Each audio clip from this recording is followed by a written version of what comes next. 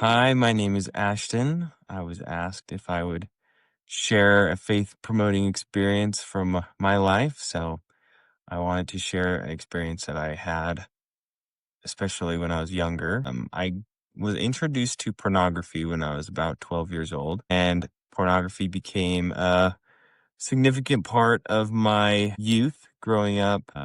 Struggled with it a lot.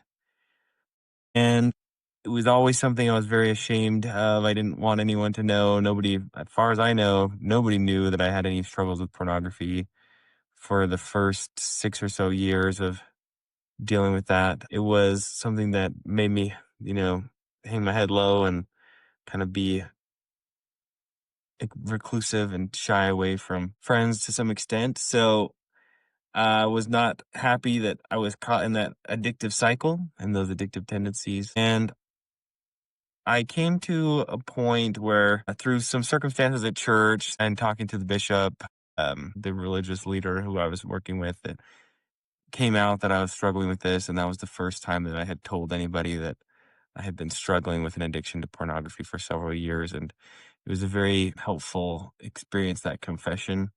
I felt a very tangible weight lifted off my shoulders, so to speak, that the secret was out. I was able to let go of a lot of that shame and that sense of fear that was a large part of my life for several years. But though all the confession was great, I still had some mountains to climb, some things to do as far as my addiction went. I remember one special experience, though, happened as I was working through a 12-step program for addiction recovery.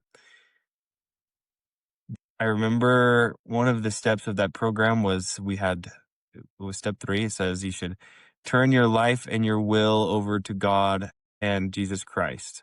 And I thought at the time, well, that's a very silly thing to say. Why would I voluntarily give my will or my ability to choose to God, someone who I don't get a lot of feedback from? And so I sat there in my room. I was thinking about this alone in my room for quite some time, and I kind of wrote out a pros and cons list of what I thought I was capable of doing if I reserved my will for my own decision making, and what I thought was capable if God was the ultimate arbiter of my will.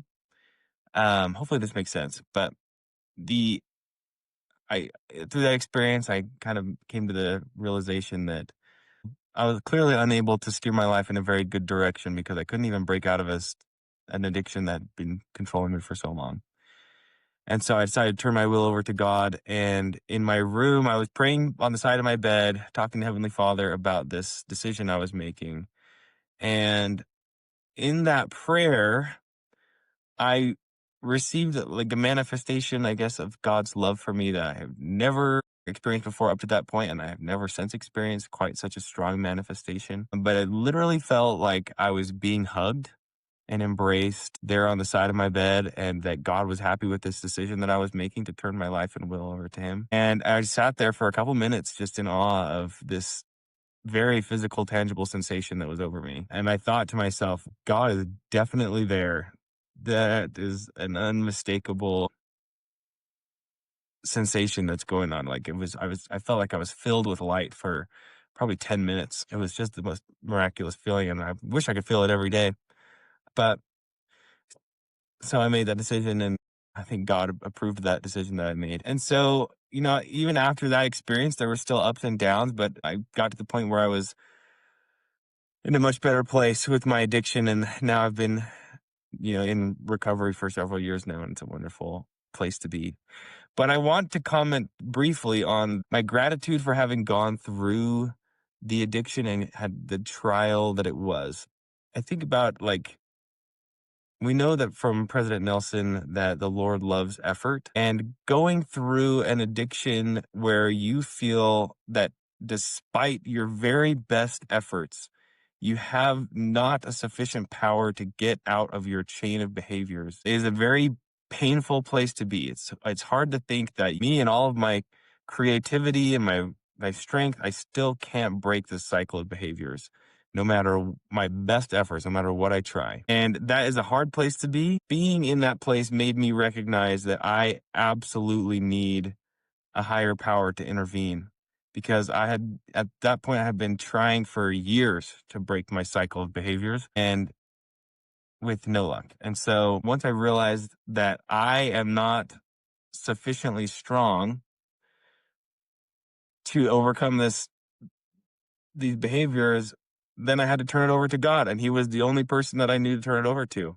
Working with the bishop, I had worked with the bishop at that point and he had been helpful, but it still wasn't everything that I needed to break the cycle. And so I'm grateful for that addiction and that trial because I don't think I would have recognized that I'm so weak without having it be very manifest through an addictive behavior.